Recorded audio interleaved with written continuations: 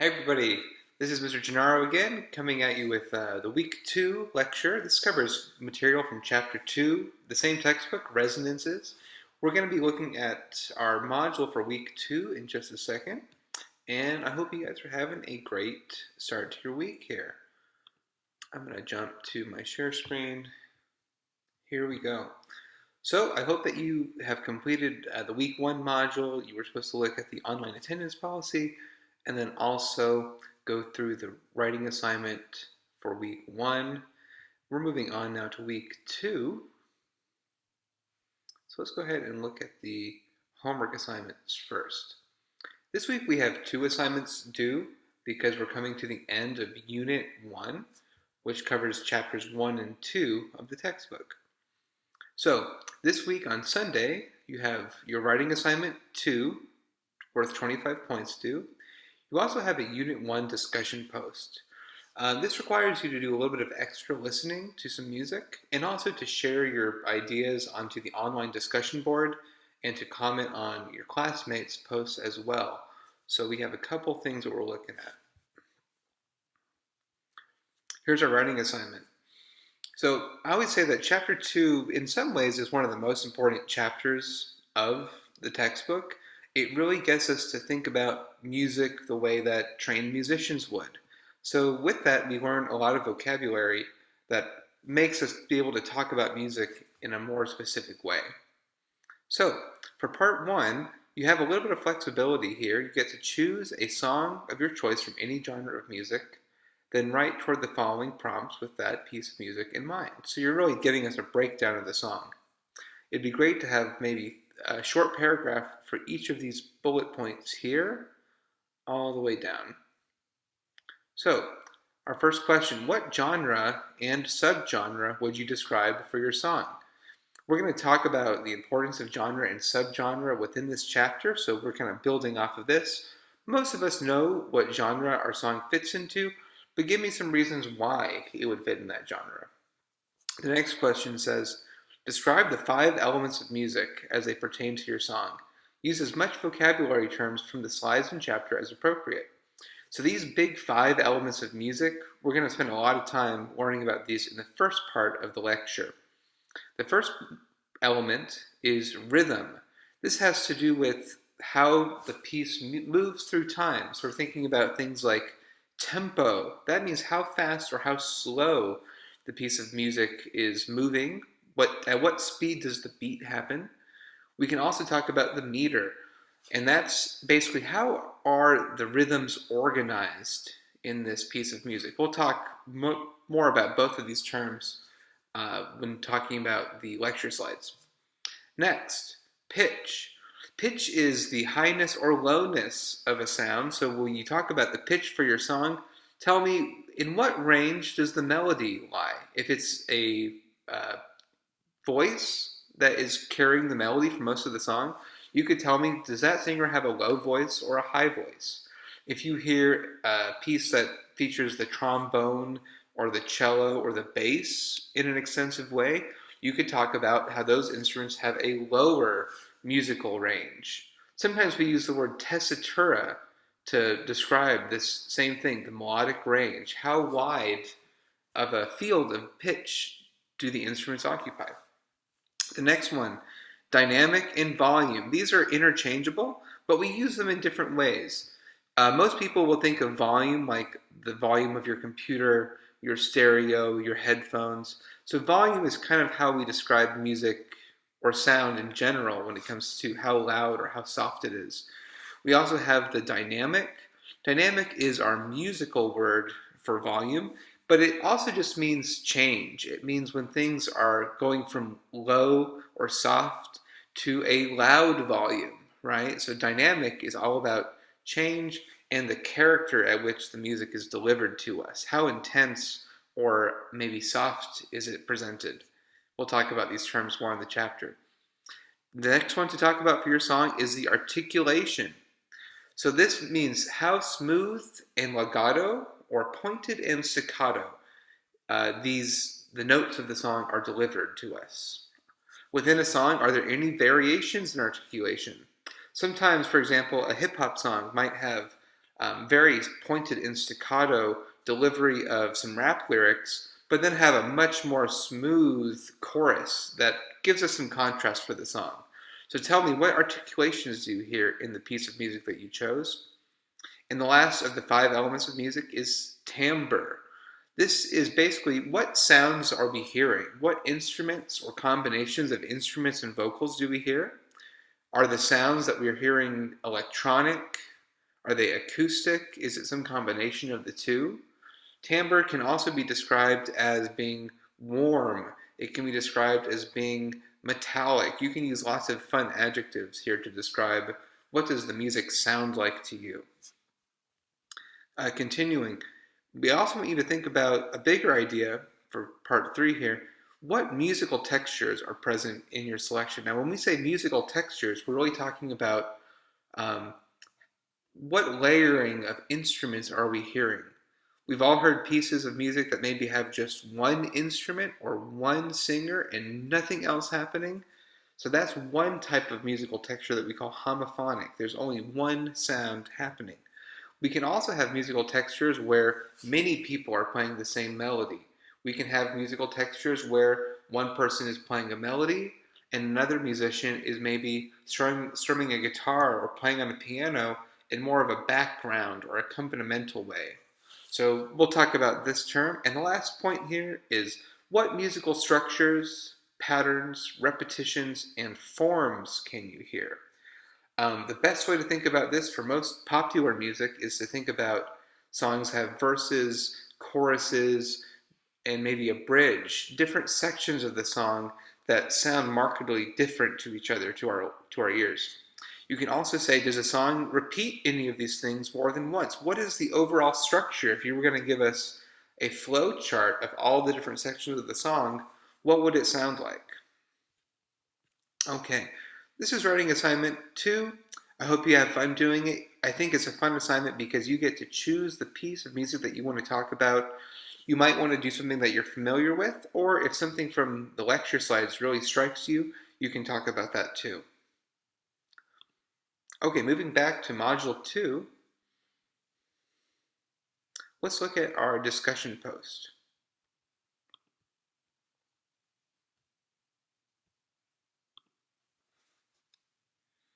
So this is our first unit discussion post. It goes with the end of Unit 1, which, like I said, covers chapters 1 and 2. So for this, you're going to have to do this assignment in combination with the lecture slides, okay?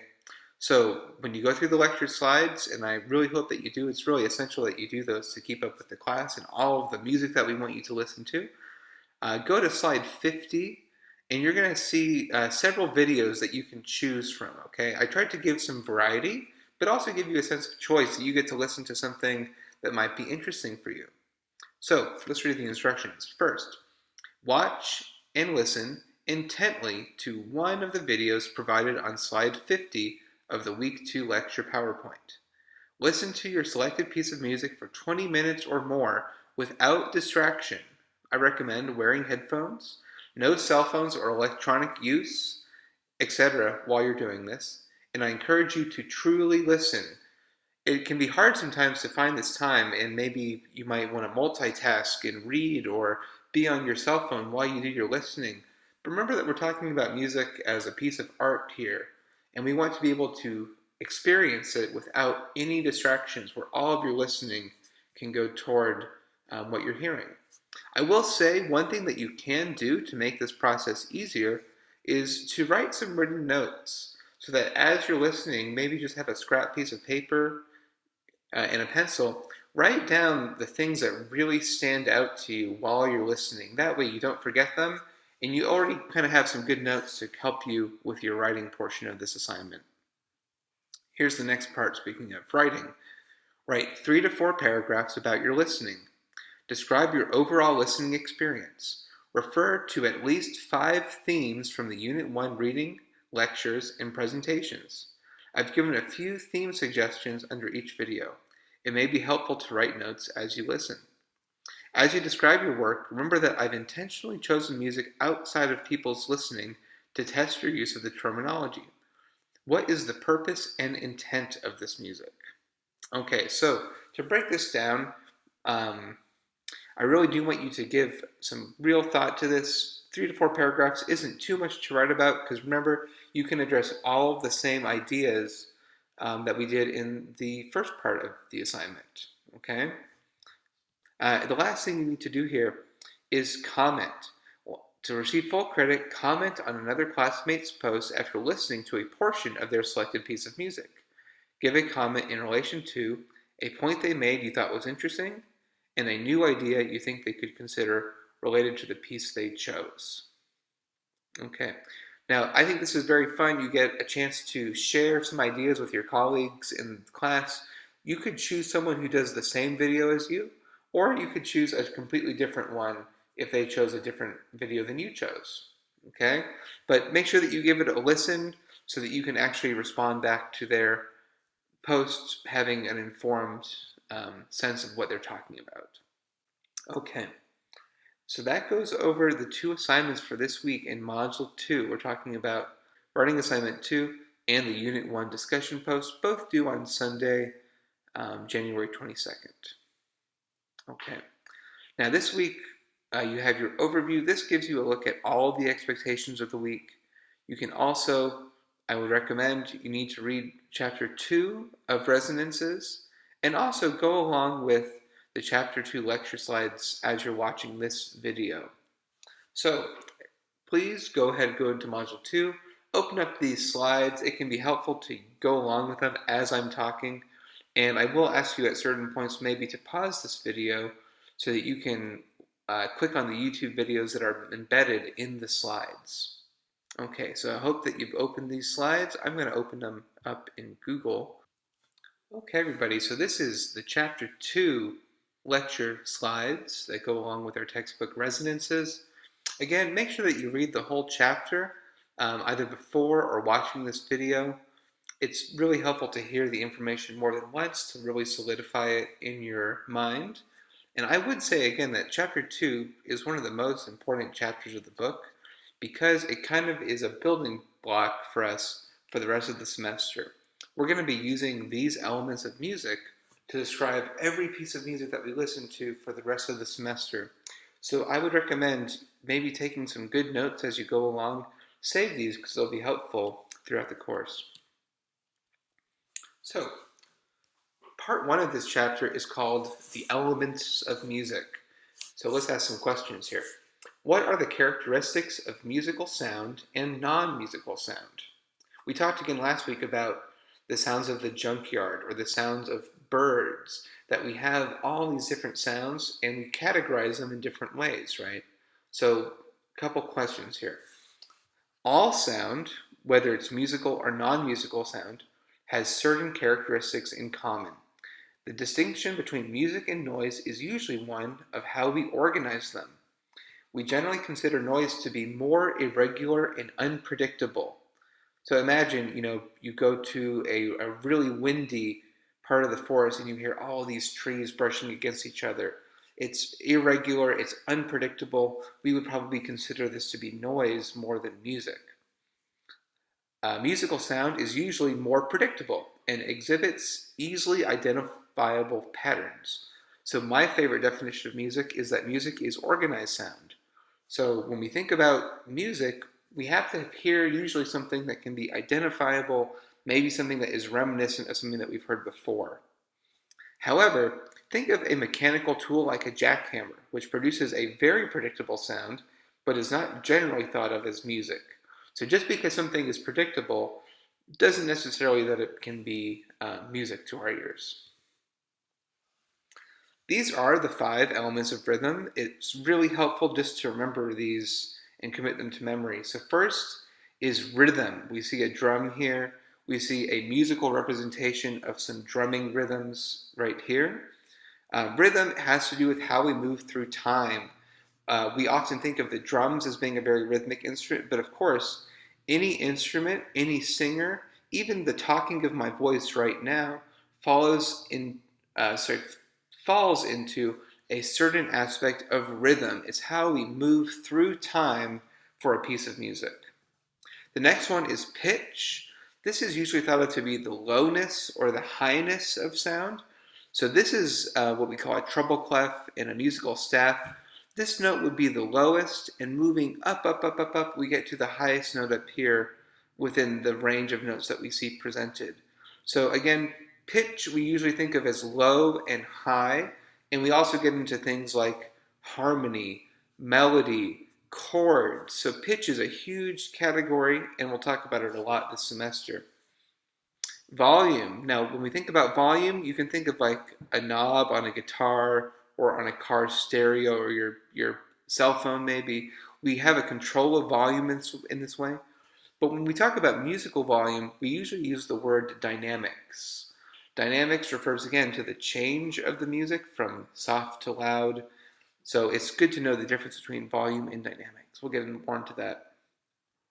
Articulation is the next element. We can see here, these are 5 different kinds of musical articulation, and we use these small markers to tell the performer, the instrumentalist or the singer, how we want the sound to be delivered. So when we think about articulation, this has to do with how do we start a sound? How does a sound end? We'll look at some closer examples of this later. And the last one is timbre. Timbre refers to what are we hearing? What instruments or what combination of instruments are we hearing?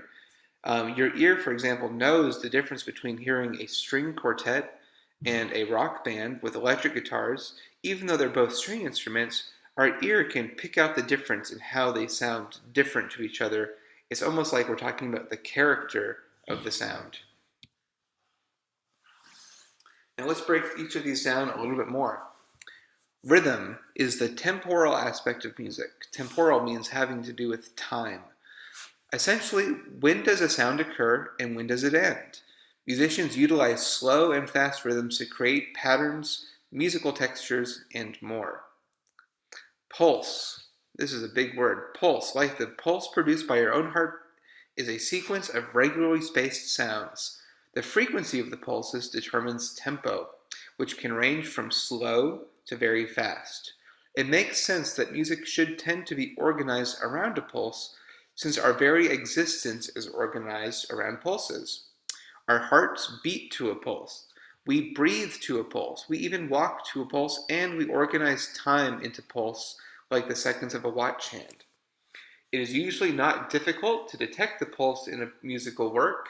Simply tap your foot or clap your hands, and there it is. So we've all had this feeling of listening to a piece of music and your toe just starts tapping, or maybe your head starts to bob, right? So we are very attuned to rhythm because it is part of our daily life through our heart beating, our breathing, our walking. All of our life has some sort of rhythm and time flowing through it. Now, I told you before that we have different ways of representing the tempo or the speed of the music. So musicians describe tempo of a piece of music either through Italian terms, for example, largo, lento, allegro, vivace, or using a BPM marking. This stands for beats per minute. So you can think a second hand of a clock, for example, clicks at exactly 60 beats per minute because there are 60 seconds in a minute, right? So a traditional march music is typically around 110 to 132 BPM, so about 2 times faster than a second, as it is a comfortable speed for walking. So we see here a marching band. This is about, I'm just tapping my fingers, this is about the tempo that you could walk at comfortably for a marching band. Now these are common tempo markings. Like we read up here, a lot of these terms come from Italian, the Italian language, because it was used widely spread across the classical music era when this were all developed. So the tempo text that we see, grave, very slow. This would be 25 to 45 beats per minute usually. We see largo, a little bit less slow, but still slow and broadly, 40 to 60 beats per minute. Lento, slow, just means slow, 45 to 60 BPM. Adagio, slow but with expression. It has a little bit more speed to it. We can see 66 to 76. We have kind of the medium range of tempo markings. Andante literally means walking speed. If you speak some Spanish, you know maybe andar is the verb to walk, so similar in Italian. We can see that falls in this BPM range. Moderato, moderately. Allegretto, moderately fast. And allegro moderato, slightly slower than allegro. So we're getting into the fast range almost right here. And then the last is kind of the fast category of tempo markings. And these are just some. There are many more that you can use. And sometimes composers or people who write music get creative with their tempo markings too. But let's look at the fast ones. Allegro. This literally means going or moving. So fast, quickly, and brightly. 120 to 156 BPM. Vivace. Fast and lightly. 156 to 176. Allegro vivace. That means very fast. And presto.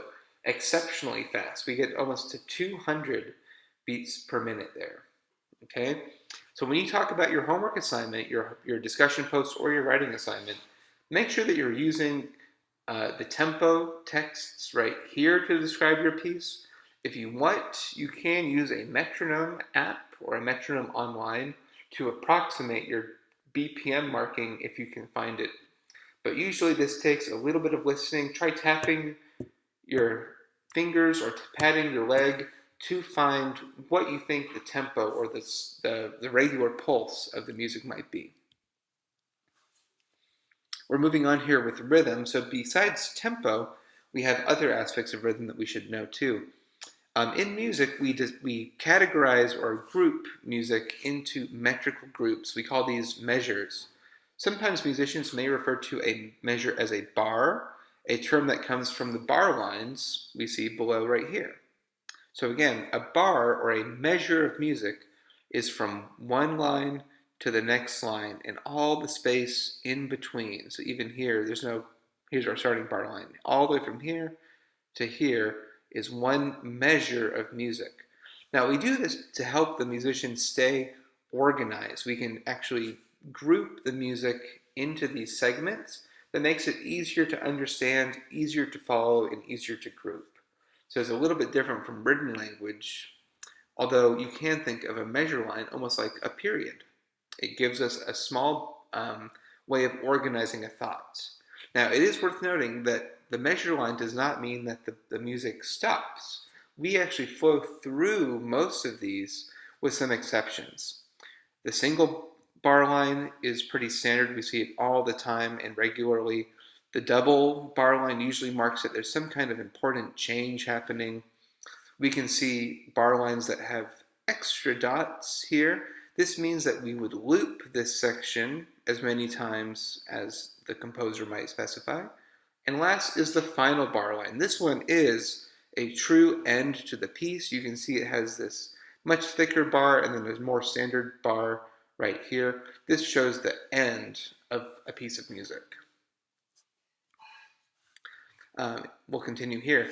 These allow musicians to more easily follow along with their music, understand the rhythms within a bar, and allows musicians to talk about sections of the music more easily to one another. So instead of just having to point, a musician can say, what note do you have in bar 3 of this piece of music? And you could count 1, 2, 3, and then you know that you're on the same page with the person that you're discussing with. A little bit more about rhythm here. The pulses of music, while consistent, are not always of equal weight.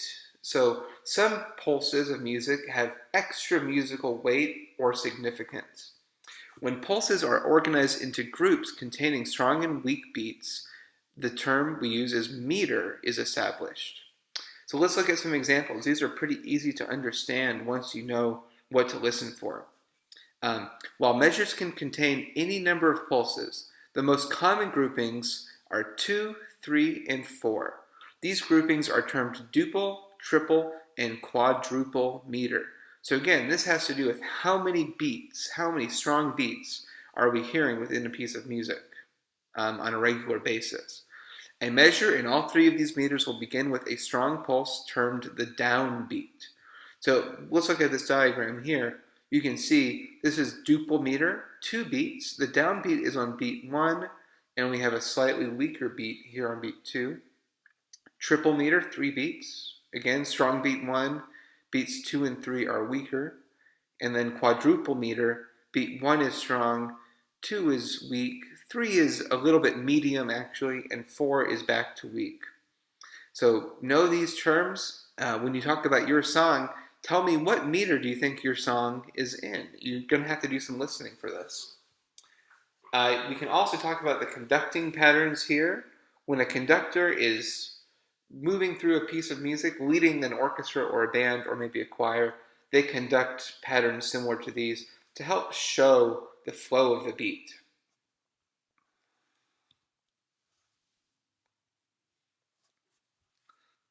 So these are some different examples. I would encourage you to pause the video in a second to listen to all 3 of these selections.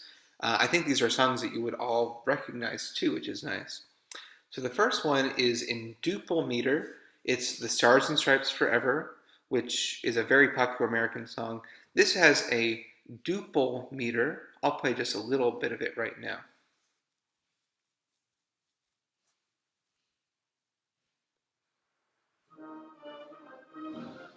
So if we listen, 1, 2, 1, 2, 1, 2, 1, 2, 1, 2, 1, 2, 1, 2, 1, 2. Okay, pretty easy to feel. So again, this is that march music that we hear by John Philip Sousa, Stars and Stripes Forever. If I were to write about this for my homework assignment, I could say it is in a duple meter with a strong, weak feel. The tempo is probably about 132 beats per minute, and it moves pretty quickly. So I might want to call it, maybe it's an allegro tempo. Let's listen to the next one. Now we're moving to triple meter. This comes from the animated movie Howl's Moving Castle. It's a very, very famous song as well. Again, this will be in the triple meter. 1, 2, 3, 1, 2, 3, 1, 2, 3. This opening is a little bit vague in terms of the tempo. He's kind of taking his time. There we go. 1, 2, 3, 1, 2, 3.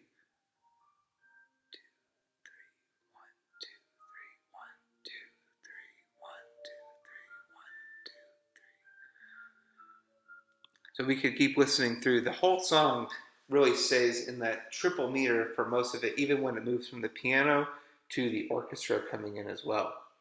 So again, when you listen to this, think about, what are we hearing? In the first video example, we heard a group of a huge wind band. So the texture, we'll get into later, think about that term. The texture that we're hearing is many, many different instruments. In this one, we're starting off with, again, a homophonic texture. We hear just the piano. So that would be something really important to reference. Let's check out our last video. This is from AC/DC, so we're kind of moving through different genres here, of course, too. This is in quadruple meter. The beat is strong, weak, medium, weak, and this is AC/DC's Back in Black. So here's our quadruple pattern here.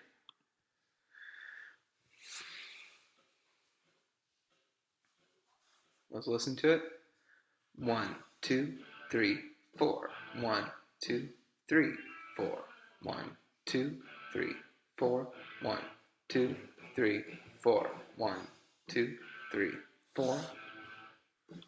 Now this one is unique because remember, in rock and roll music, we actually are putting a pretty loud hit on 2 and 4. You can hear it in the snare drum, really loud hits on 2 and 4. So in rock music, they are playing kind of against the quadruple meter, but it still fits into that 4, that measure of 4 for the rhythmic organization.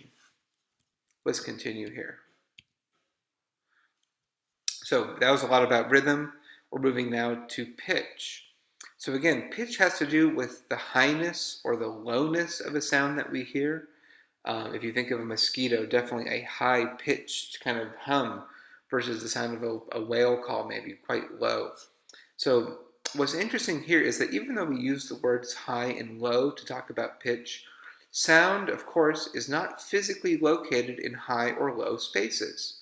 But most people conceptualize pitch from this viewpoint. Part of why we do that is because of music notation, how we write music on a piece of paper. We do write the lower notes lower on the staff, and the higher notes, as we go up and up and up, way high up here. So this is a graph right here. All of these notes are the same. They're all the note C that you could find on the piano or the guitar. But this shows the C in the very lowest space and the very highest space of musical representation. We could hear all these different sounds if we had an instrument that could play them all. Most listeners can easily perceive the difference between a high-pitched sound and a low-pitched sound. Our use of the terms high and low to describe pitch reflect the characteristics of sound waves. So let's talk more about what is pitch actually. Why does one piano string or one piano key sound different from striking another? So all sounds are produced by vibrating bodies, whether it's a string of a guitar or a piano vibrating, or the sound of a trumpet vibrating its air column.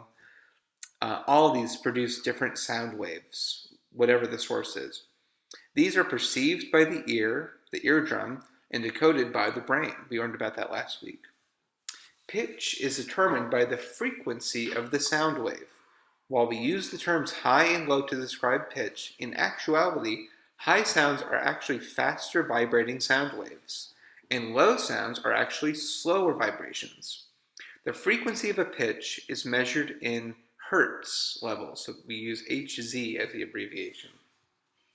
Let's watch these videos really quickly. So this is a Tibetan singing bowl. If we watch this video, we'll see that the bowl produces a specific pitch.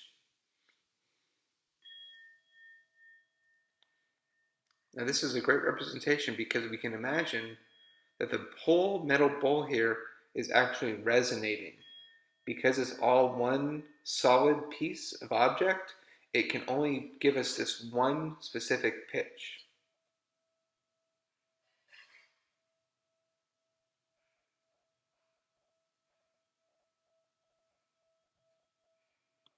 Now ask yourself, if the bowl was bigger, would it have a lower or a higher pitch? Again, if it was bigger, the answer would be it would have a lower pitch because the sound waves are actually moving slower. The whole object is vibrating at a slower speed because it has more density, more mass. Now this is interesting as well. The second video here is a resonance experiment. It actually shows how on a metal plate, sending sound waves into the plate, what is the formation of these grains of sand on top of it?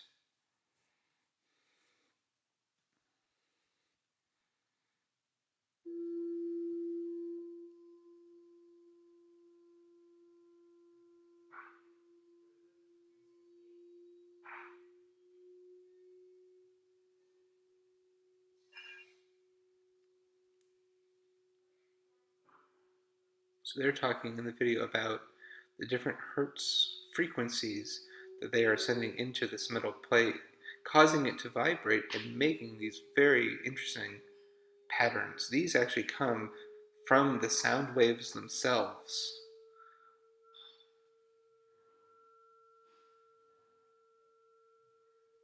So I would encourage you to pause this video, watch this one all the way through. It is pretty interesting to see the different shapes that are formed as the pitch gets higher and higher. Now, when we talk about pitch, it can be a little bit hard to talk about because it's something that we can't see. We can definitely hear pitches being lower or higher, but it helps to have a visual representation too. So this is a tool here called an oscilloscope. This is what it would look like in person. But nowadays we actually have virtual oscilloscopes too. An oscilloscope allows us to visualize the sound waves by viewing the oscillation of the waves. So you can see here that the sound wave actually would start on this line, the sound happens, and then it actually moves in the opposite direction too. Now remember, sound doesn't truly travel this way, it's more of a circle. Imagine like a ripple in a pond, but this lets us see how it's moving through time. Now this oscilloscope, opening it up here, is pretty fun to play with. You can choose different pitches. In fact, if you look right now, it's actually recording my voice and showing what the sound waves are sounding like. Pretty interesting. I'm going to clap my hands.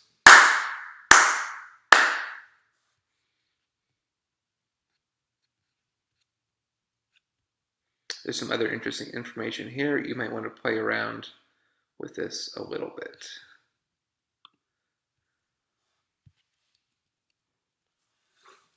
Okay, more about pitch here. So when we talk about pitch, we're saying that there is a signal frequency of human audio spectrum. This means what sounds can our ear actually understand? There's a certain level where a sound is going to get too low or too high that it actually goes beyond the realm of human hearing. Now, you might have heard maybe or seen a dog whistle before. It's a whistle that you blow into where you can't hear anything, but actually the dog's ears really perk up, right? That sound is outside the realm of human hearing, but the pitch is still happening. We just can't hear it. The dogs can. So, we're going to watch this video in a second that shows, and you can actually experience this, the whole range of human hearing. Note, this wave has the same volume level measured by acoustic pressure all the time. However, human sound perception differs depending on frequency. For lower frequencies that are below 1 kHz, you might want to increase your volume, but don't forget to lower it later to avoid damage to your hearing. So basically what they're saying is as the sound gets higher pitch, it is going to appear to be louder to our ears, even though technically they are the same volume. It's kind of an interesting phenomenon. If you don't hear anything below 40 to 50 hertz, even at full volume, your audio hardware is probably incapable of playing lowest frequencies. So if you want to really test this, you might have to use some headphones actually. You might want to try to listen on the headphones in such case, yes. Also, if you stop hearing sounds somewhere between 10 kHz and 20 kHz, do not increase your volume for safety reasons. Every human ear hears a bit differently and have different hearing thresholds. Hearing range also changes with age. Younger people can usually hear higher frequencies. So I'm going to go ahead and play this. It's going to start on the lowest frequency, and as it goes up, we're going to try to find the moment where our ears can no longer hear the sound due to how high it is. You're also going to notice that the waves are going to go from very big and very far apart to much tinier and closer together. Because remember, we're increasing the frequency or the occurrence of the waves when we increase the pitch. And again, I'm going to watch my volume here. If you want to do this, please do the same. When you get into the really high frequencies, you can hurt your ears, so just have your finger on the volume knob just in case. Here we go. Starting very low, I can't even hear it.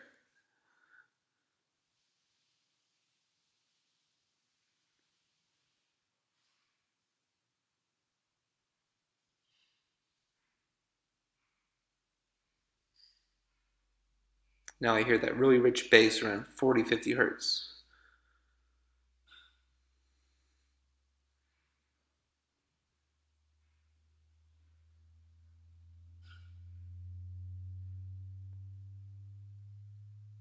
Okay, it's getting louder, or not louder, but just higher in pitch, right?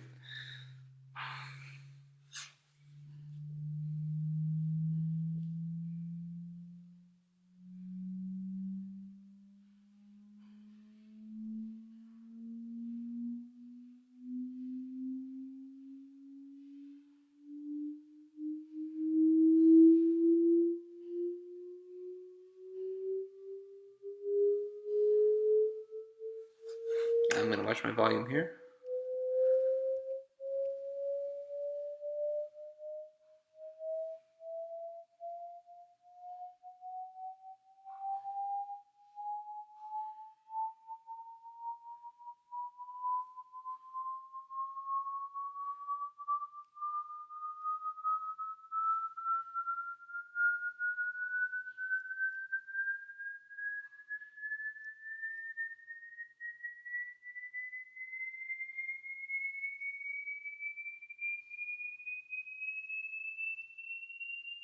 Now it's getting higher. There'll be a certain point where we can't hear it anymore because it will get too high.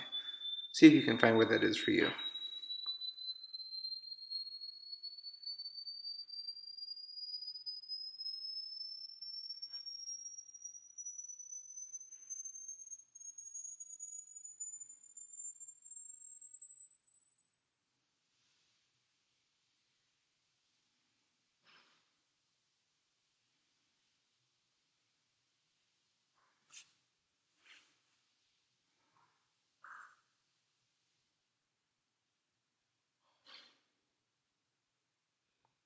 So right around there for me, maybe around 17K hertz, I think is where I could no longer hear that sound. Now, I'm a little bit older than you guys, so maybe yours was closer to 18 or 19K hertz.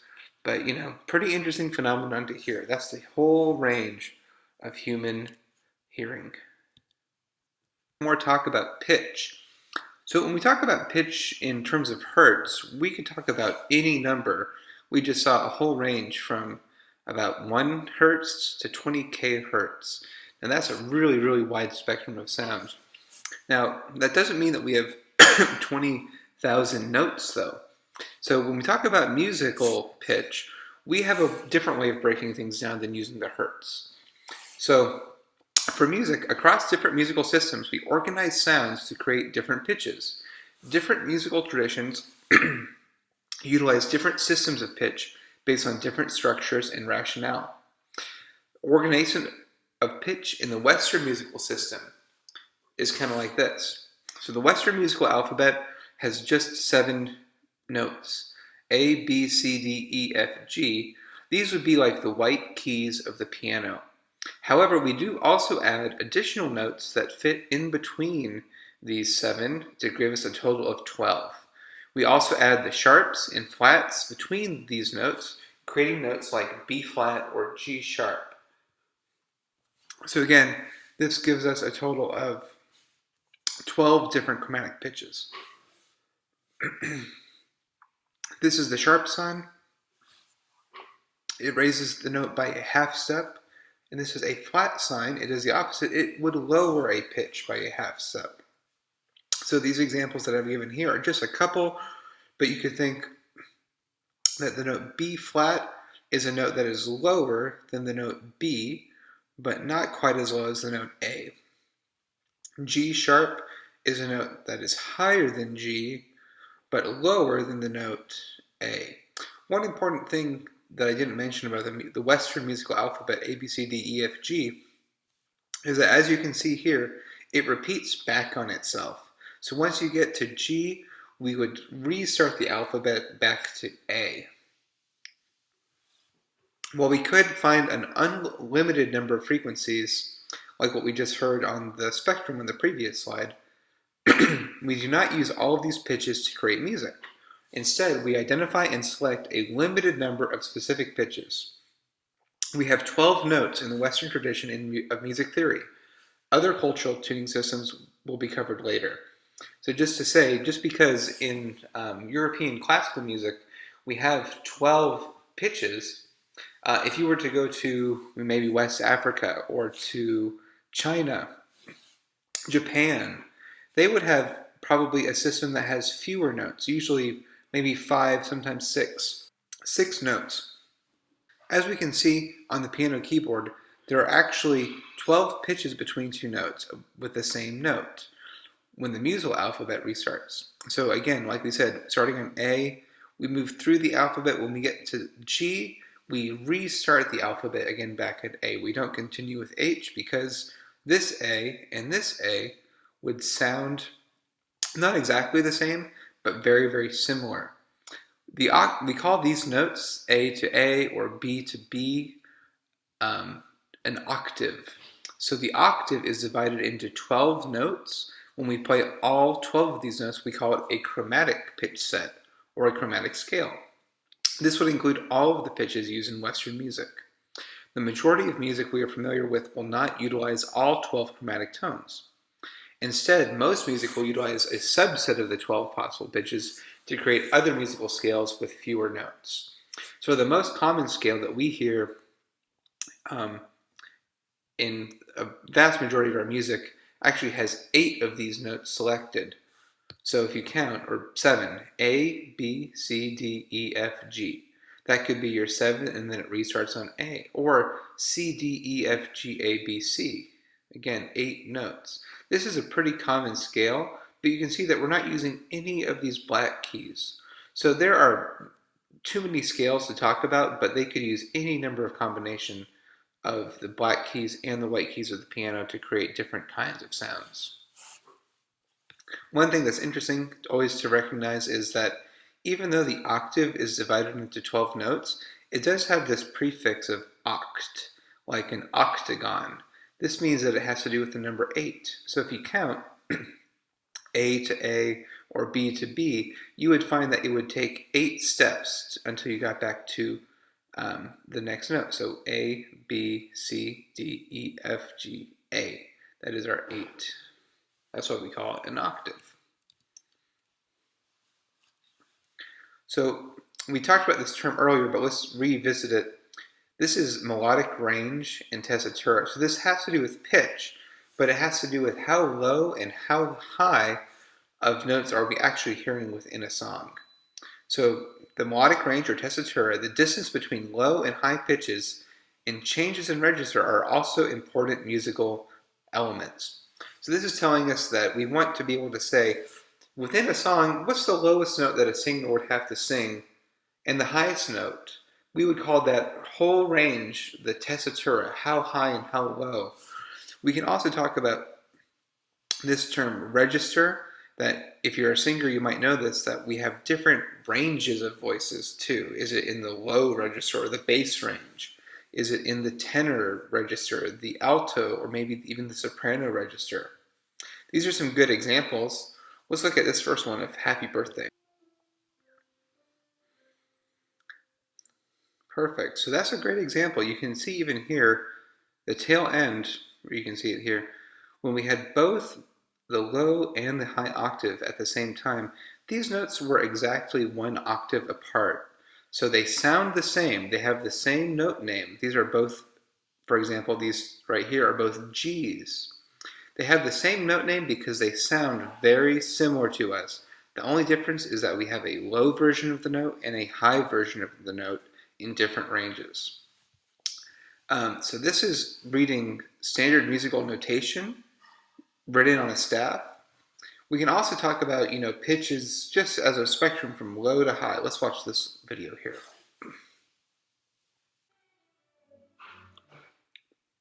So the big takeaway from this video, I think, is just to have another type of representation of the pitches.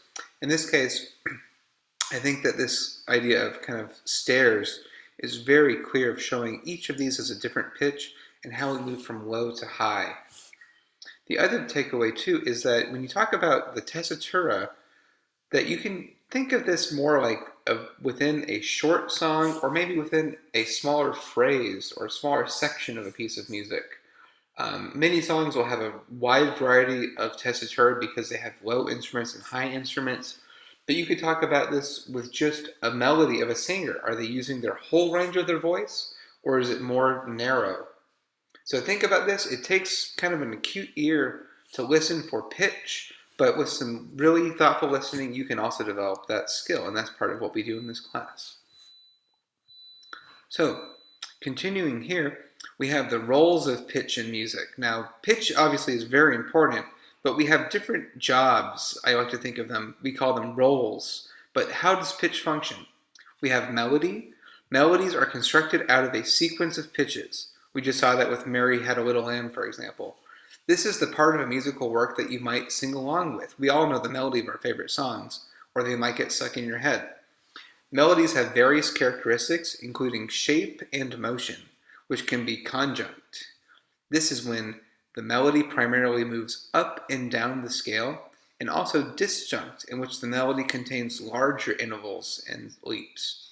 So when we think about melody, just like we saw with the bouncing ball on the stairs in the previous slide, think about the shape. How is it moving from one to another? Or what is the motion? Is it moving upward or is it moving downward?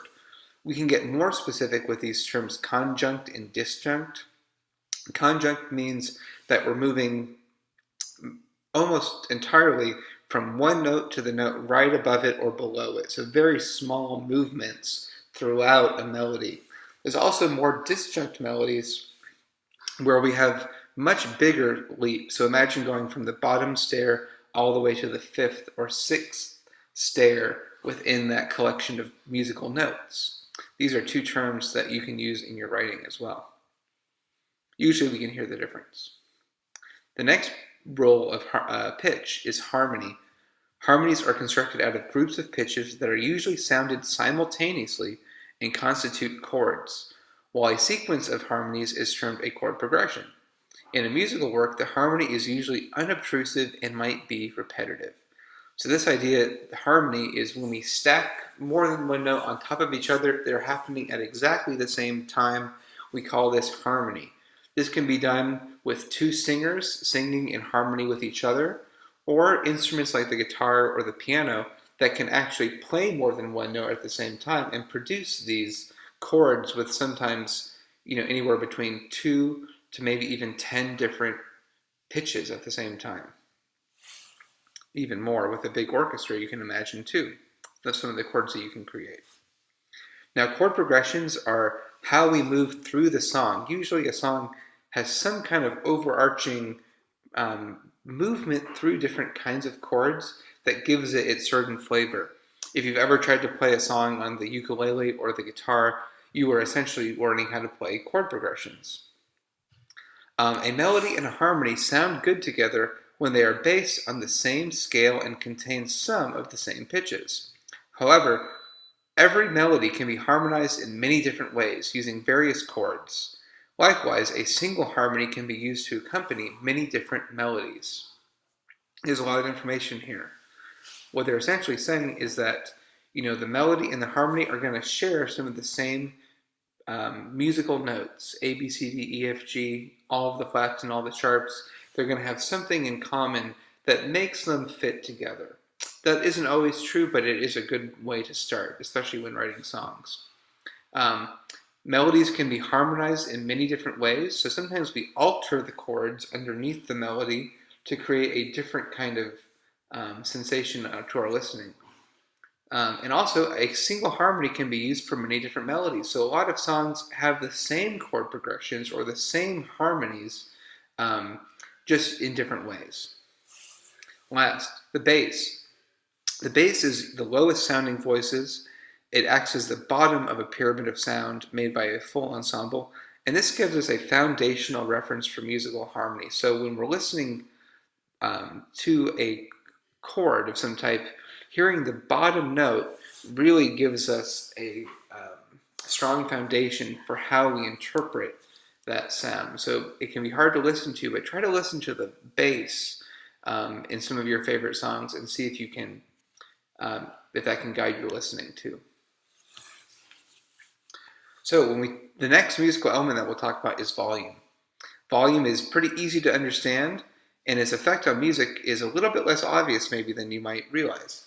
You cannot appreciate the impact of heavy metal by listening it with the dial turned down, just as you cannot sing a baby to sleep at the top of your voice. So think about that.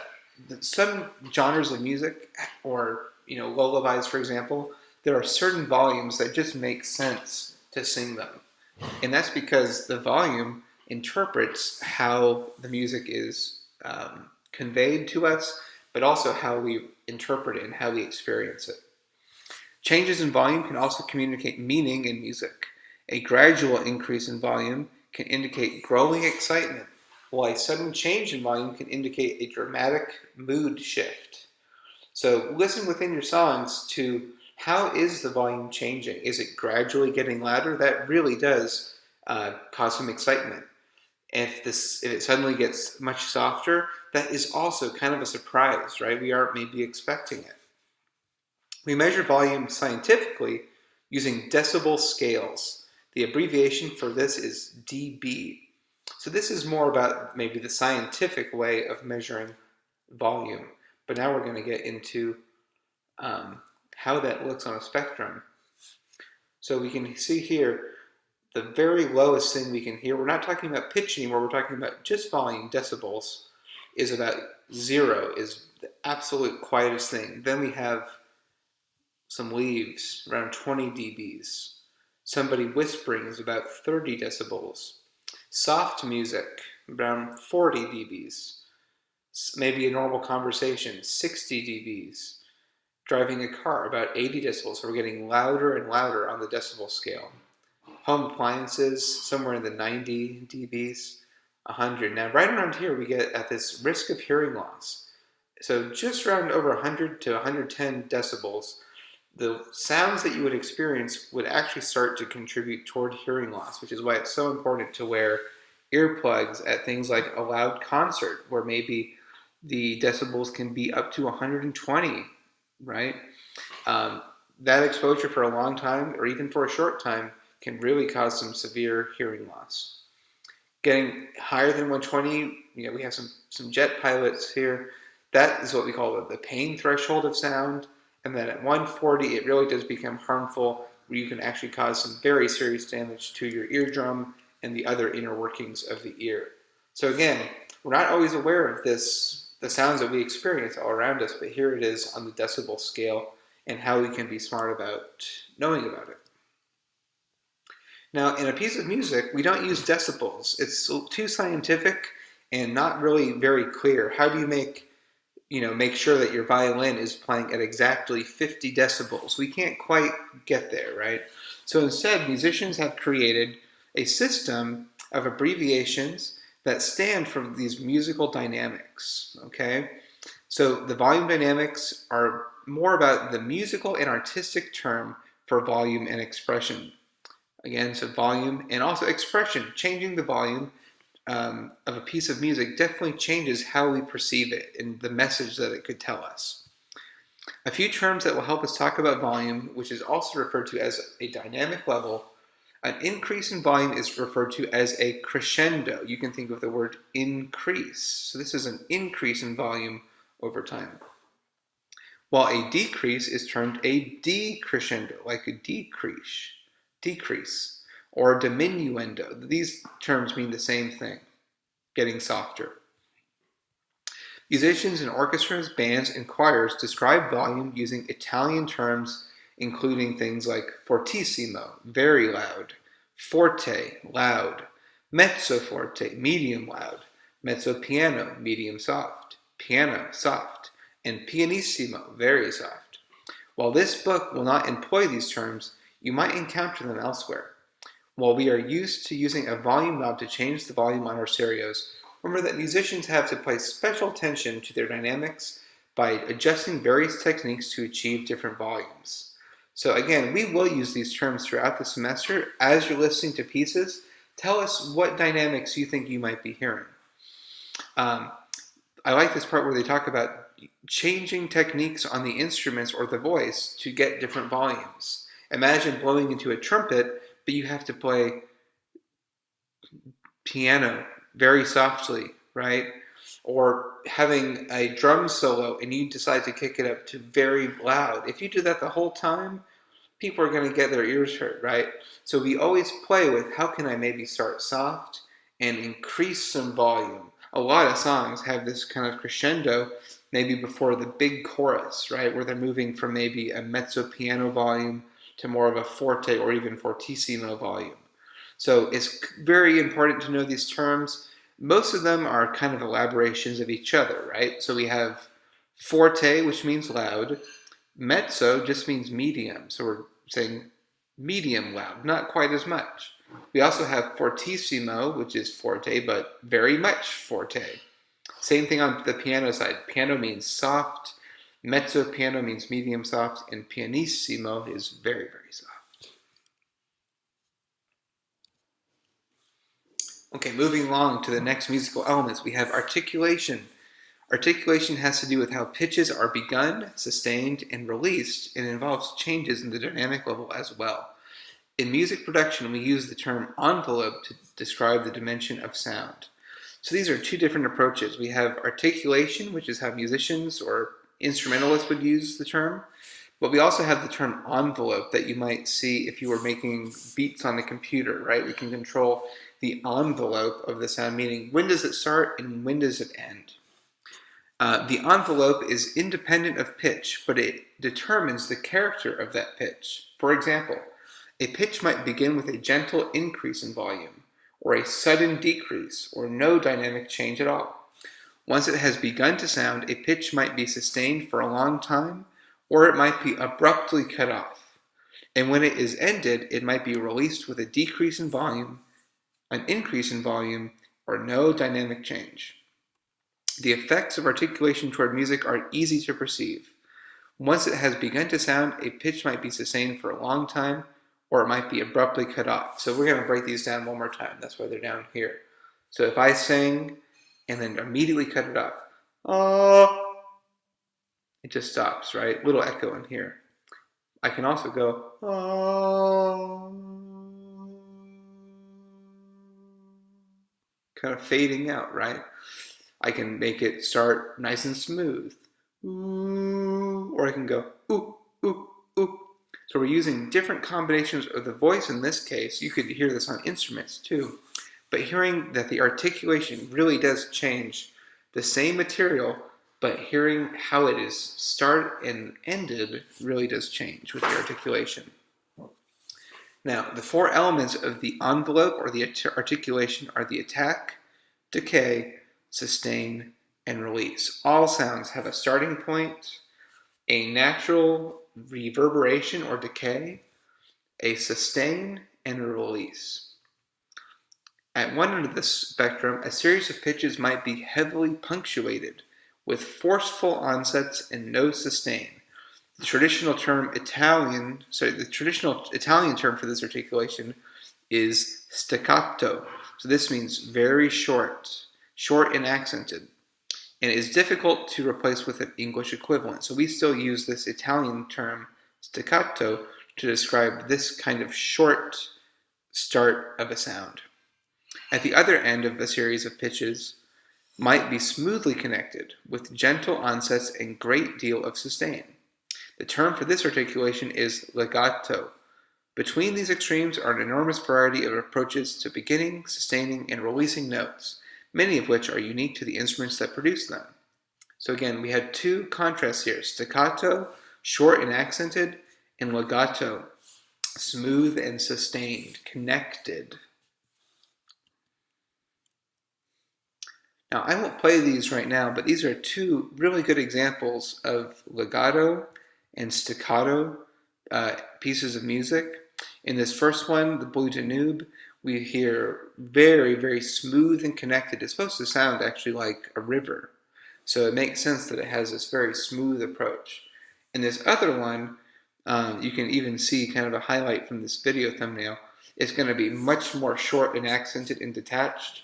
In this case, this comes across as being very light and bouncy, but other times staccato can be much more forceful. So again, pause this video and watch these two on your own right now so that you can start to get a sense of what we're talking about. It's hard to talk about these things in words sometimes, so watching the videos and really listening to the pieces is the best way to understand them. Okay, musical elements. We're continuing with the next one is timbre. This is the final characteristic and is universal to all sounds. Timbre, pronounced timbre, and is our way of defining the quality of the sound. Again, quality means that you can tell what instrument is playing. Whether one has no musical training or is an accomplished performer, we are all skilled at identifying minor variations in timbre. This ability lets you know that your mother is calling you from the other room, not your sister. It helps you to tell the difference between a guitar and a piano.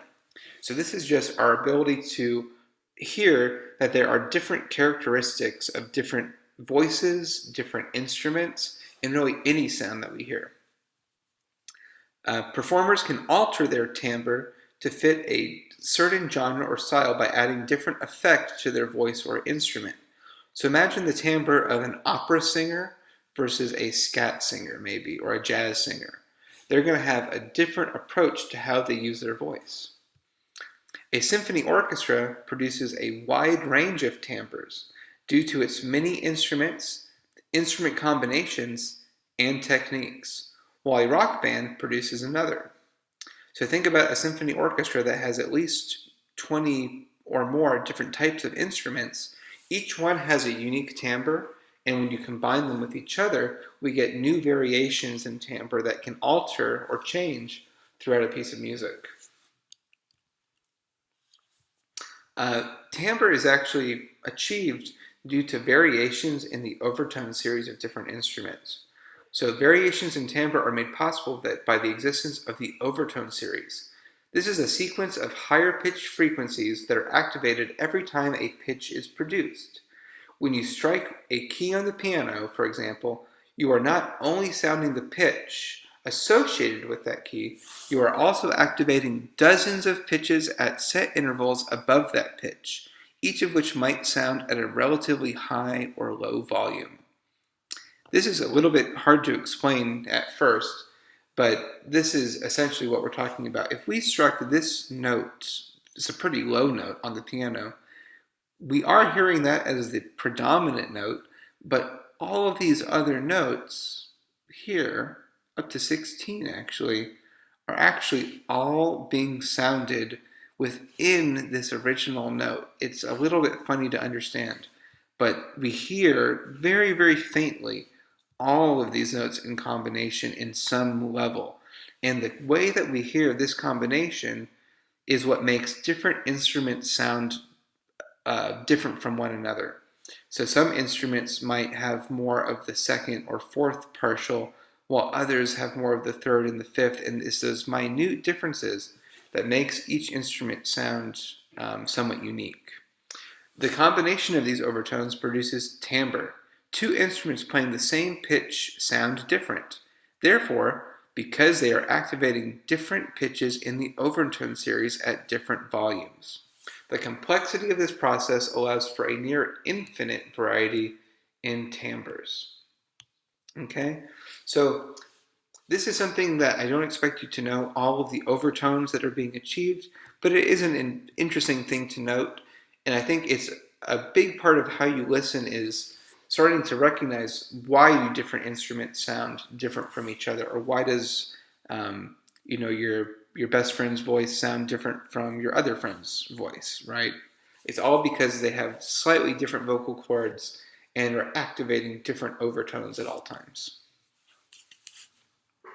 Now this one is a little bit beyond the musical elements, but it probably should be included in them, and it's texture.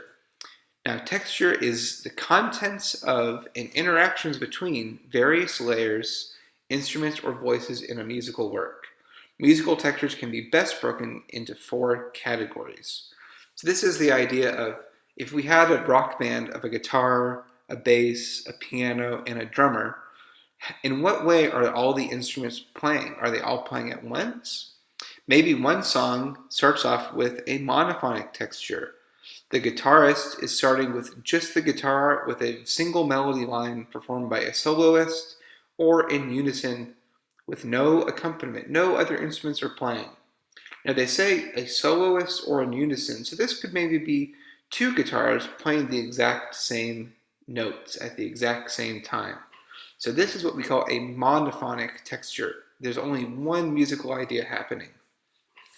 A homophonic texture is adding an accompaniment that has different pitches, probably chords, but that is secondary to the melody, creates a homophonic musical texture.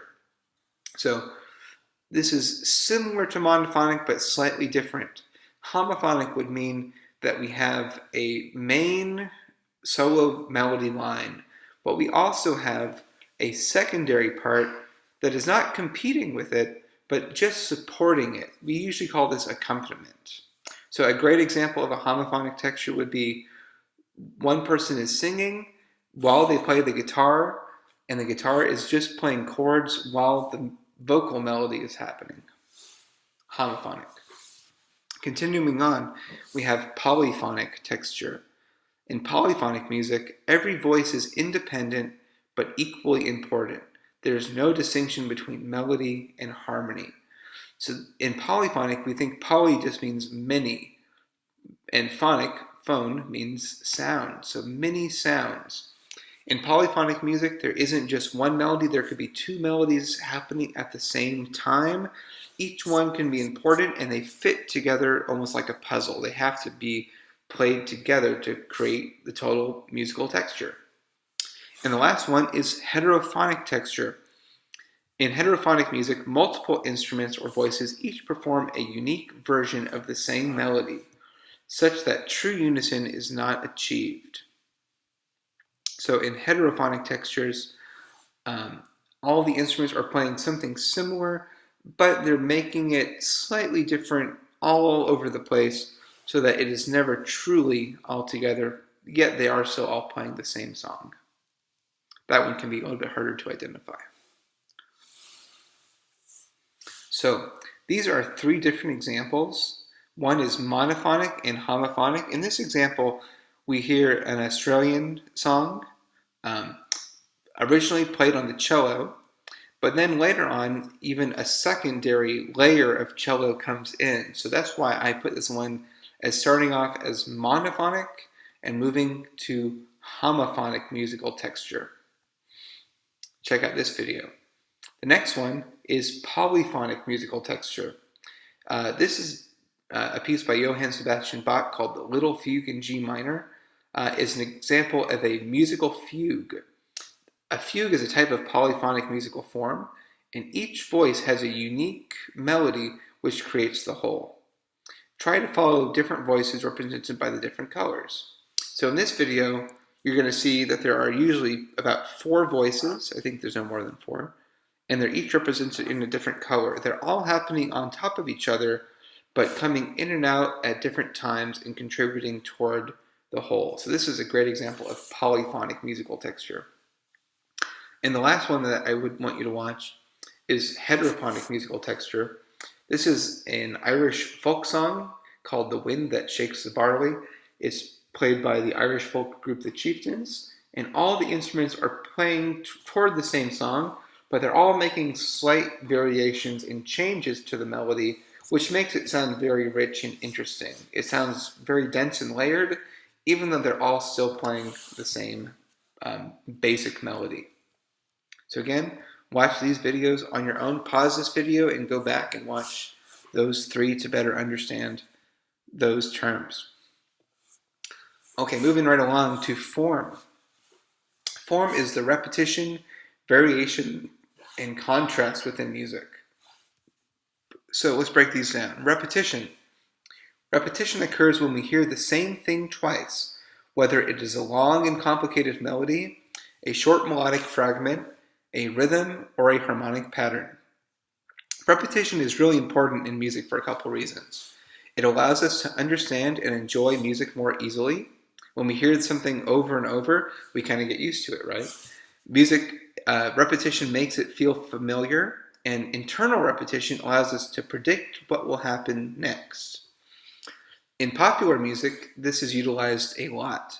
When you hear a new song that you can expect to hear the chorus, the catchy part with words, and melody that both repeat several times. We all know when we hear a pop song that we're going to hear that recognizable chorus, usually several times throughout a song.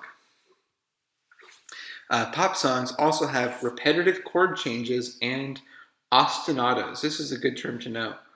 Repeating accompaniment known formally as an ostinato. Ostinatos are important in many types of music and will play a role throughout this book. So as you think about this, think about when you hear a song with a guitar riff, it kind of repeats maybe over and over through the song. That's a great example of an ostinato. Moving past repetition, we get into variation. So if the song was only repetitive, it would get pretty boring pretty fast, right? So we always have slight variations that occur too. Variation occurs when musical material returns, but with those alterations. And last is contrast. Contrast naturally refers to the introduction of new musical material that has not been heard before within a piece of music. So again, sometimes we hear a piece like Bohemian Rhapsody, for example, a lot of people know, has many different contrasting sections within it. That's part of why it sounds so whimsical and funny in some ways. So repetition and contrast. I just made this chart here. It shows that some music has much more repetition than others, and others have much more contrast. So within the repetition category, I put dance music like folk, disco, EDM, trance music, and minimalist music that we'll get into later this semester. We have the balance between repetition and contrast through folk music, pop music, jazz, rock, hip hop, rap, R&B, country, indie, etc., and then also classical and orchestral music. These have some elements of repetition, but others of contrast. I think it's the perfect balance is what makes this music so captivating. And then other music relies more on its contrast, like free jazz, jazz solos, and free improvisation. We also have musical theater and opera, avant-garde music and 20th century modernist music like Williams Mix from John Cage that we heard last week. All of these music are much more interested in finding contrast and less continuity within them. These are 4 other videos that you can check out. Each one deals with, I would say, some pretty extreme examples of repetition in different ways.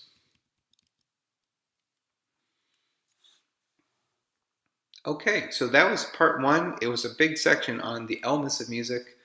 Maybe take a break and pause and come back, but this is part 2. So part 2 is music in the world. We've talked about all the elements of it, but what role does music play in our lives? With so much music in the world, it is difficult to make any sweeping statements, as there will always be exceptions to our attempts to categorize music. However, as humans, we like to categorize things, so we have developed systems to do so. So, categorizing music is useful in helping us talk about it. It helps us find a radio station or playlist that we like to help us discover new musical artists that we may like based on our previous taste. However, these categories can also be artificial, limit our exposure, and stunt the possible appreciation of new music. This happens sometimes, right? We might say, oh, I only like rock music. Well, if you only listen to rock music, it'd be pretty hard to tell if if that's true, or if you just haven't given other things a chance, maybe, as an example. The creation of conventions and genre is natural as people try to emulate what they already like. While this leads to the formation of common conventions between musical artists, too much imitation can actually stifle a genre. This is why innovative artists who go beyond the genre of their music hold special significance to us, like Jimi Hendrix. So this is to say that, people get into a genre, they like it, so they try to replicate it through their own music. And while that is good and it creates a certain kind of sound, sometimes if you're only imitating, the music doesn't really advance very much and it all starts to sound kind of the same. We've all probably heard things that might fall into that category. Now, within music, we have 3 primary popular categories that have been created. They are useful to know for reference and for their frequent use, but they also have some limitations as described on the next 3 slides. So the 3 primary categories that most people can identify are classical music, popular music, and folk music.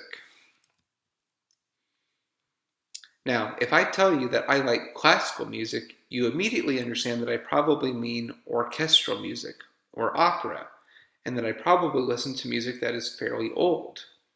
But there are problems with this categorization. To begin with, much of what is classical today was popular in the past. When Mozart wrote his symphonies, for example, his object was to satisfy popular demand and sell concert tickets. And his audiences behaved the same way that fans at a rock concert do today. So people don't always realize this, but Mozart was writing popular music during the classical era. And what if I actually prefer experimental orchestral music composed last year? It is common practice to refer to such repertoire as classical, but as far from Mozart as you can get. So there are still people who are writing classical music even, nowadays. Let's move on to popular music.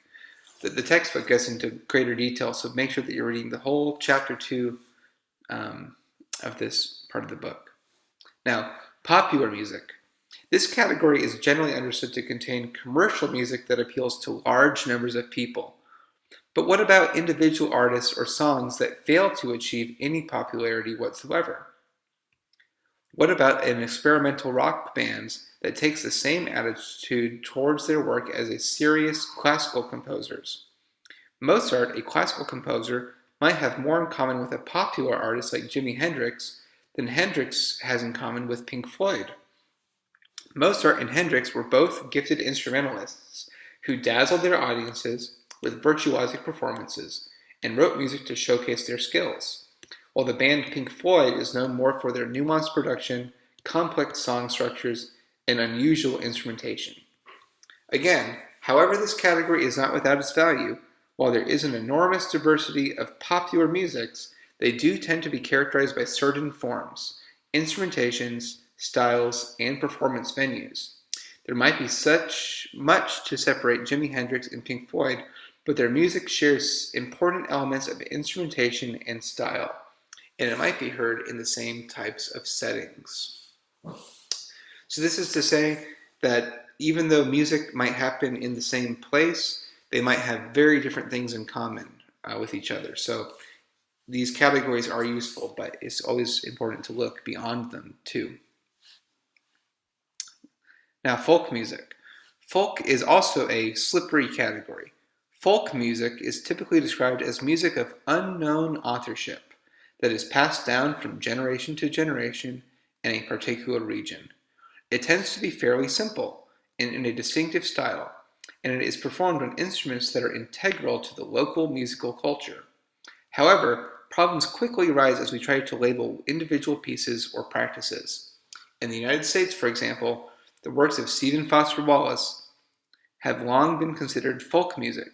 Songs like My Old Kentucky Home and Camptown Races have certainly entered folk culture, and many who sing or play them know nothing of their composer or origin. But can a commercial song, created and published by a professional composer, truly be considered folk music? Different problems arise as we address the musical practices of non-Western societies, many of which do not employ musical notation and reject notions of individual authorship. But do the absence of a named composer, official sheet music, and copyright notice mean that a work in the North Indian classical tradition is folk music? The complexity, sophistication, and technical demands of music in this category would suggest not. A further challenge arises when we try to identify the folk music of a region or nation. Let us take the United States. If I tell you that I listen to American folk music, you will probably imagine someone like Joan Baez playing guitar and singing songs from the Anglo folk tradition. Indeed, music such as hers has come to be known as folk music with a capital F. If I ask Spotify to play folk music for me, I'll hear Joan Baez and others like her. However, her music represents only one cultural strain within the United States. What about the polka music of Midwestern communities? What about the corrido ballads of Spanish-speaking communities near the southern border? What about the dance music heard at Native American powwow gatherings? Are any of these traditions less folk or less American than the others? The text brings up this category of this important notion, I should say, of categorizing music by purpose. So instead of saying that music is within a genre or within the classical, folk, or popular categories, instead think about what is the purpose of the music. This is oftentimes a much more accurate way of describing a piece of music. This textbook primarily organizes music based on its function in human life. Instead, we will focus on what music across these categories shares in common, the purposes for which individual works were originally created and continue to be consumed. These categories also have their shortcomings. Many musical examples included in a given category could just as easily be included in another. We will admit that at the onset. All the same, these categories seem more useful than classical, popular, and folk, and they tell us much more about what really matters: music as an integral aspect of the human experience. So we can see here, each of these musical pictures have different things going for them. They have different purposes. Here we see probably a marching pep band. They're probably playing for a football game or some other kind of big sports function or school event. That music is designed to entertain. This in the video, or sorry, in the middle here, this is a picture of probably a community drum circle. We see children, we see parents, we see people of different ages playing maracas and different kinds of drums. This music is not rehearsed. It is not really meant to entertain an audience. It's more for the people coming together and playing with each other to share music as an activity. And the last one, we see someone playing the guitar next to a tree. This is playing music maybe more for personal enjoyment, right? You're not playing for any audience other than yourself, or maybe you're just practicing to get better at your instrument. Maybe you're trying to tell a story or relieve some emotion, right? That's why we could play the instrument with no one else around. Now, let's get a little bit more into genre because it is the reality of how we talk about music oftentimes. Genre is a way of making connections between closely related works and musical artists that share stylistic, formal, and cultural elements. Each also hosts a variety of subgenres that communicate more specialized information about the music contained therein. Genre is primarily a marketing tool in the 21st century. It helps properly label merchandise, identify consumers, and advertise music. It also helps in tracking sales. Genre is important to music consumers in that it helps build community. Genres are sometimes self-named by the fans. Genres can also be divisive. Genre has been used to separate black and white performing artists, though their music may be very similar. A good example of this are race records, which were oftentimes black performers, and also hillbilly records, which were all white performers. These were both very similar types of music, but they gave them these different labels to try to separate the audiences. We also have R&B and rock and roll. R&B being a very black art form, and rock and roll starting as a white art form, really. Both almost identical music, but marketed in different ways. Rhythm and blues versus rock and roll. Genre can sometimes not give the full picture, so subgenres are very useful and are often more specific. I love this example here from the textbook, the importance of subgenre. Let's look at two examples. String quartet and French reggae. The former, string quartet, provides us with precise information about instrumentation. A string quartet is always two violins, viola, and cello. And it suggests a multi-part concert work intended for the stimulation of players and listeners. We might also make assumptions about the consumer of such a genre, who is probably, although not always, well educated and reasonably well off. And we might expect to hear performances in a formal concert hall, surrounded by well-dressed and attentive listeners. However, genre in this case tells us nothing at all about the style, geographical origin, historical context, or social significance. A work in this genre of string quartet might have been composed in 1780 or 1880 or 1980 or yesterday. Although the string quartet originated in German-speaking Europe, this genre has been accessible to composers, performers, and listeners across the globe for at least the past 100 years. A string quartet might be pleasant and lyrical or disjoint and jarring. It might be fairly simple or mind-boggling complex. It might last 8 minutes or 80 minutes. And genre provides us no idea about what sort of meaning, political, social, or otherwise, might be connected in such a work. So this subgenre of string quartet doesn't really tell us a whole lot about the music, other than some small specifics about what the instrumentation is. The case is quite different with the term French reggae as a genre. On the one hand, this genre tells us less about instrumentation. We can expect to hear certain instruments probably, like the electric guitar, electric bass, drums, perhaps electric organ, trumpet, and saxophone. But taking away or adding instruments does not fundamentally destabilize the genre. On the other hand, it tells us much more about everything else. First and foremost, the reggae designation tells us all we need to know about style, which is a core identifying feature of the genre. It also limits the scope of time and place. Reggae has only been around since the late 1960s, and it was developed in Jamaica by Rastafarians, a nation and culture that are central to the genre's identity no matter where individual songs might come from. The subgenre identification of French reggae tells us even more about geographic location and language. Finally, reggae carries certain political, social, and racial connotations. It is usually performed by musicians of African descent, and it often opposes ideals of Pan-African unity and social justice. These values, in turn, help us to understand how and why people consume the music, and how French reggae might become an integral part of someone's identity. So this genre already tells us more about the purpose, again, of the music itself. Why was it written, and who was it written for? Now, another category that you should know is this delineation between fixed composition versus improvisation. We're using the same example, though.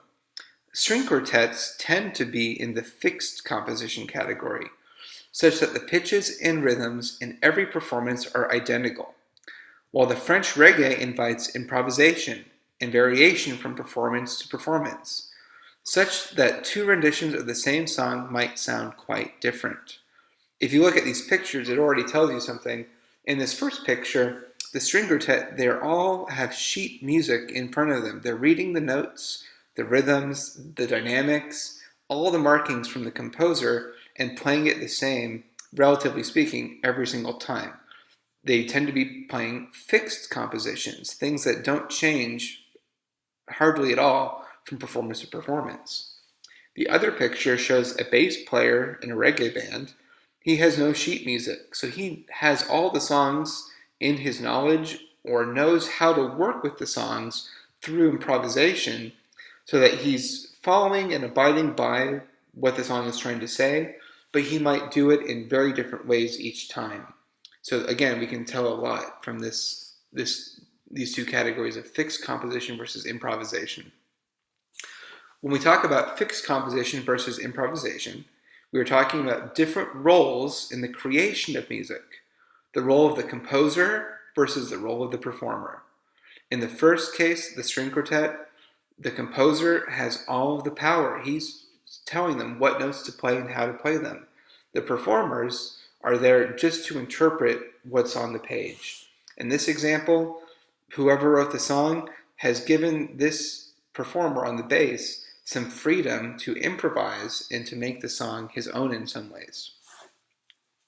Now, it's important to say that not all traditions distinguish between these two roles, which makes it particularly difficult to define our terms.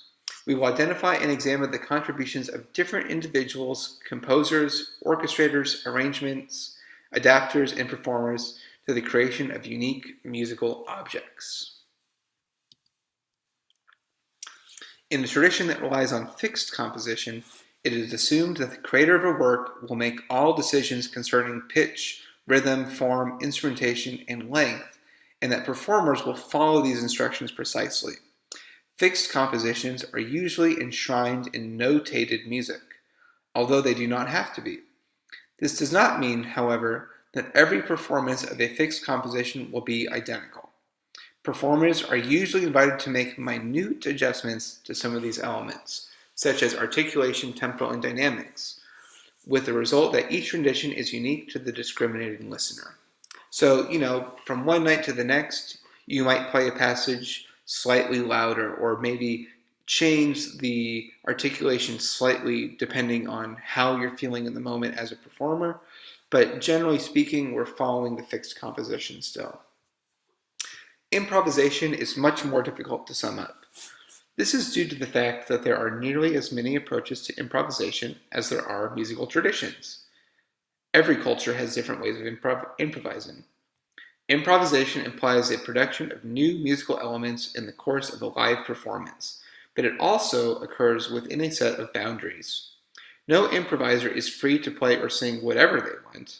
Instead, an improviser will tend to apply formulas to the transformation of musical material while respecting certain fundamental characteristics of the style and composition. So this is basically to say that improvisation is based on whatever style of music that you're playing in and following the norms or practices that have been previously established by others. Now, improv across different styles. In jazz, for example, improvisation is guided by the form and harmonic structure of a fixed composition that serves as the basis for a performance. While improvising, a player is free to choose pitches and rhythms, but they must fit with the predetermined harmonies, so choices are somewhat limited. Improvisation means something different to a balafon player in West Africa, pictured here, who will constantly vary a repeated melodic figure used to accompany singing. It means something different, again, to a member of a Javanese gamelan, who might not know how a performance will unfold ahead of time, but understands exactly how to vary their melody in response to instructions from the drummer. We can see that pictured here. And last, it means yet something else to a Baroque violinist who performs a mixed composition but is free to add ornaments and flourishes according to stylistic guidelines. So in each of these pictures, we see people who are used to improvising within their own style of music, but the way that that improvisation happens varies across these different traditions. We'll learn more about these two categories, the West African balafon player and the Javanese gamelan, in later chapters in the textbook. Okay, we're coming to the end of Chapter 2 lecture. This concludes with Part 3. It's called The Emotional Expression and Cultural Context of Music. Though we can talk about the emotional effects of music in general terms, this will vary from one listener to the next. The diversity of genre reveals how people expect a wide range of emotions from the styles of music they listen to. We're going to take a look at this piece of music called The Cheerful Person, The Thoughtful Person, and The Moderate Person. Clearly, we see some emotions already coming through even in the title of the piece. As an example, consider two excerpts from a musical work created by the German composer George Friedrich Handel.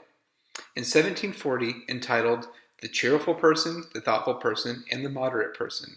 The original Italian was L'Allegro, il Pensieroso, ed il Moderato.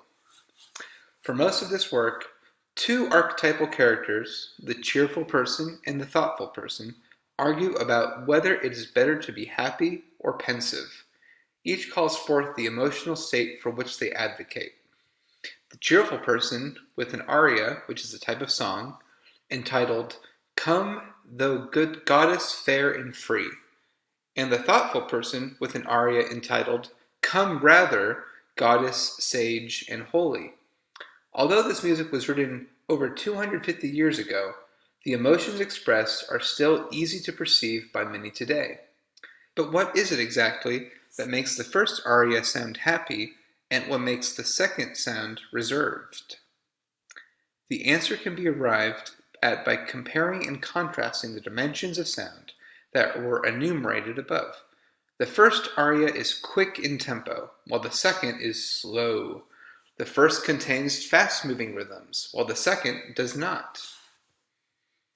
I'll let you listen to this yourself. This is the video example of the two arias that they're talking about. Take a listen to both and see if you can feel that difference in the emotional quality of the two.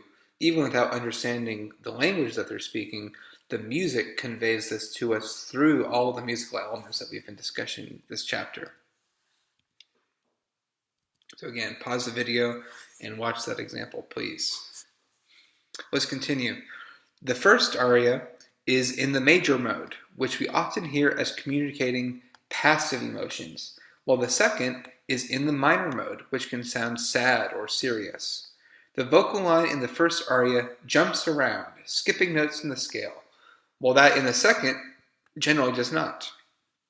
The articulations in the first are bouncy and accented, while those in the second are smooth and connected. The first aria features bright timbred instruments, wind instruments, oboe and bassoon, while the second relies on the mellower strings. So already, to make some connections here, this idea that the happy aria, we'll call it that, the cheerful person's aria, uses fast tempo. It has lots of jumping around the scale of notes. We would call that disjunct motion, while the second one has much more smooth and connected passages of music. The timbre also makes a big difference when you listen back, or when you listen back here. Did you hear the oboe and the bassoon, these wind instruments that give us a very bright and light-sounding texture, whereas the string instruments are always sound a little bit mellower or maybe pensive in this case. However, let's continue reading. However, we still haven't answered the question. After all, what do oboes have to do with cheerfulness? Why does a melody that moves stepwise suggest sobriety?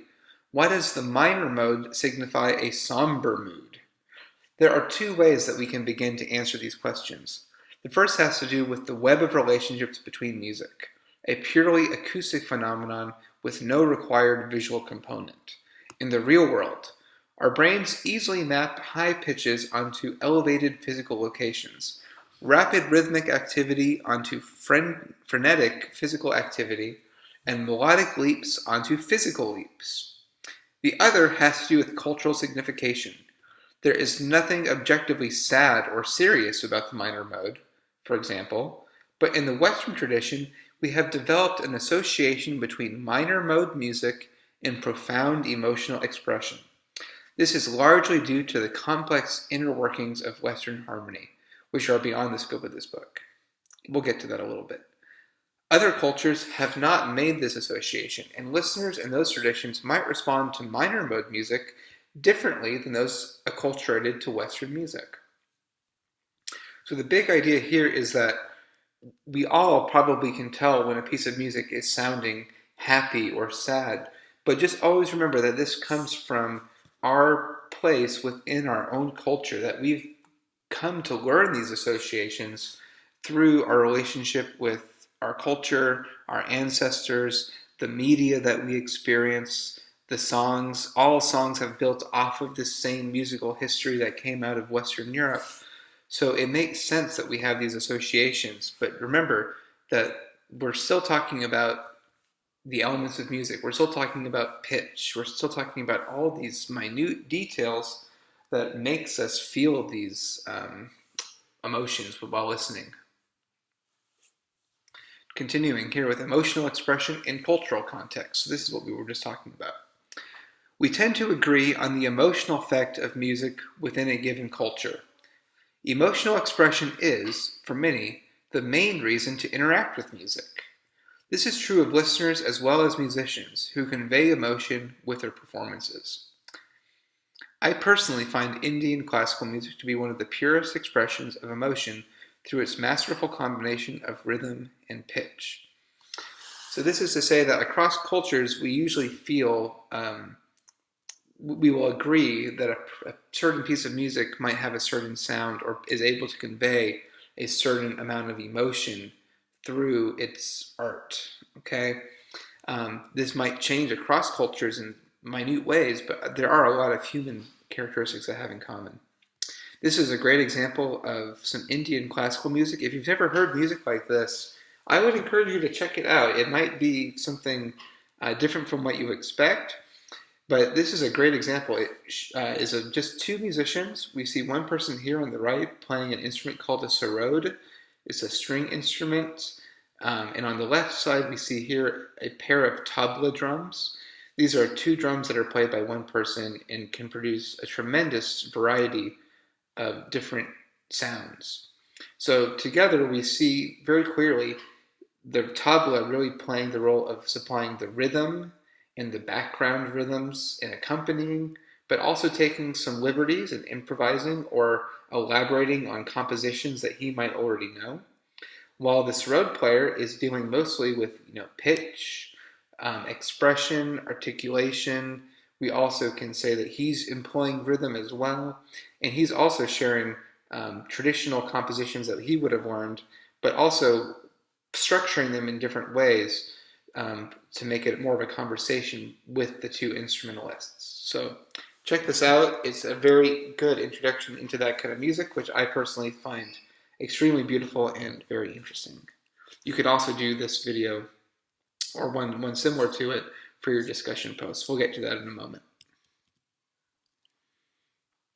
So just to review, here's your week 2 writing assignment. The task here is to choose a piece of music from any genre of your choice and write towards these prompts with it. So tell me, what genre and subgenre would you use to describe your song? Describe all 5 elements of music that the book mentioned as they relate to your song. So please go back, make sure that you're using the proper terminology, and use as much vocabulary terms from the slides and chapter as you can when appropriate. We're talking about the rhythm of your song, the tempo, the speed, the meter, the organization of the beats. You have the pitch. What range is it taking up? What's the tessitura? These are equivalent, melodic range and tessitura. But what ranges of instruments are we hearing? What range is the voice taking up within the scope of the piece? We had the dynamic and the volumes within the piece. What would be the appropriate volume for this song? If you were going to listen to this on your stereo, how loud would you want to put it? Are there any variations in musical dynamics, I should say, during the song? So during your song, is there a really loud section followed by a more piano or softer section? Use those terms. So instead of saying loud, you can say forte. Continuing with articulation, is it more smooth and connected, legato we would use? Or is it pointed and staccato? Are there any variations in the articulation? Timbre, what instruments or vocal combinations do we hear? Are the sounds electronic, acoustic, or a combination of the two? What musical textures are present in your selection? So this could vary within a certain kind of music. You might have changes in textures when more instruments are added or subtracted from the mix. Other genres of music, you might hear all the instruments all the time, right? But try to see if you can always identify who has the melody and who is supplying more accompaniment to the melody. That's oftentimes what we might be encountering. So refer back to the slide on musical textures if you have any questions here. And then last, number 4, what musical structures, patterns, repetitions, and forms can you hear? So this might be the form of your song, repetitions of melody. There's a lot that you can talk about here with structures. And then last for this week is the Unit 1 discussion post. This is a bit of a chaotic slide, but you don't have to choose all of these videos. So let me give you the breakdown here. Sorry, pause this. So let's read the instructions. Unit 1 discussion post instructions. Watch and listen intently to one of the videos provided here for 20 minutes or more without distraction. Wear headphones, no cell phones or electronic use, etc. while you're listening. So I really encourage you to put your full attention on listening to these pieces. Write 3 to 4 paragraphs about your listening. Describe your overall listening experience. Reference at least 5 themes from the unit. 1. Reading, lectures, and presentations. I've given a few theme suggestions under each video. It may be helpful to write notes as you listen. So as you're listening to this piece, write maybe a page of notes for yourself as you go. As you describe your work, remember that I've intentionally chosen music outside of most people's listening to test your use of the terminology. What is the purpose and intent of these pieces of music? And last, comment on another classmate's post with a point they made you thought was interesting, a new idea you think they could have considered related to the piece they chose. Okay? So this is a little bit different from the writing assignment because I really want you to make a case for your listening experience in writing in an informed way. So you're using the terminology described in Unit 1, Chapters 1 and 2 of the textbook, and talking about how these pieces might relate to them. I'll tell you just a little bit about each video. This was referenced in the chapter, but this is The Cheerful Person, The Thoughtful Person, and The Moderate Person by Handel. It deals with all of these themes right here. I would encourage you to listen to this. It's a great piece. It's about an hour long, but again, you can just choose about 20 minutes or so. Some themes here would be that it is classical music. It conveys mood and emotion. It has variations in articulation, volume, and texture, and it is a fixed composition. Next here, we see a duet between two Indian classical master musicians, Zakir Hussain on the tabla drums and Rakesh Chaurasia on bansuri flute. This is similar Indian classical music, which has its own traditions, conveys mood and emotion, expression through pitch and rhythm, and this is a fixed composition with some choice between the performers. So remember, we talked about when it came to genre and category that the role of fixed versus improvisational music, as well as the role of the composer versus the role of the performer. So this is a great example of the role of the performer. This is an album called Dawn of MIDI. The name of the album is actually Dysnomia from the band Dawn of MIDI. This is what I would call minimalist jazz. It's inspired by African polyrhythms, has American minimalist music at its core as well, and also some elements of trance music. It is meditative and cerebral, and it plays with the mental perception of pattern and time. I really enjoy listening to this. You can really kind of, almost get hypnotized by this music in a funny way. It's very interesting. Right along the path here, Music for 18 Musicians by Steve Reich. Steve Reich is an American minimalist music composer. His music has a lot of repetition with gradual change over time and lots of attention towards dynamic texture, melody, harmony, and time and rhythm. And this would be a fixed composition. So as you listen to this, it's music that has a lot of activity but changes very slowly over time. I think you might enjoy that one. Next one is Sona Jubarte, Full Concert. She is a singer and also instrumentalist. She plays an instrument called the kora, which is like a West African harp. I would call this folk music with some modern elements. What I like about this is that you'll notice a difference in the audience engagement. How does she connect with the audience throughout the performance? There are definitely some elements of improvisation, rhythm, and varied musical texture, but they're also playing songs that they know from their folk tradition too. And the last one to consider, remember you only have to choose one, but you might enjoy watching several of these and then making your choice about which one you want to write about. But the last one is Deep Listening. This was referenced in Chapter 1. This is the full album of Deep Listening Ensemble, which we learned about. The main member in our studies was Pauline Oliveros, but she also worked with Peniotis and Stuart Dempster. They were the three members of the Deep Listening band. So this is 20th century improvisational music inspired by a subterranean architectural acoustic phenomenon. Music in the mind, deep listening, improvisation, acoustics, pitch, time, and musical texture are all kind of at the core of this album of music. It's very interesting to listen to. So I think it's a tough choice, but remember, you can choose one to listen to and to do for your assignment, and then watch the other ones later. Maybe take a little bit to watch all of them, or which one seems most interesting for you. And when you write your discussion feedback, remember, you're going to give your classmates some pointers too. So if you choose music for 18 musicians and they choose Sona Jobarte, you might want to watch a little bit of this video so that you have an idea about what they noticed through their writing. Okay, so this is the end of the lecture. I hope that you have fun doing the writing assignment number 2 as well as the Unit 1 discussion post. I've always had some really great conversations in these discussion posts, so I'm excited to see what dialogue you guys get into.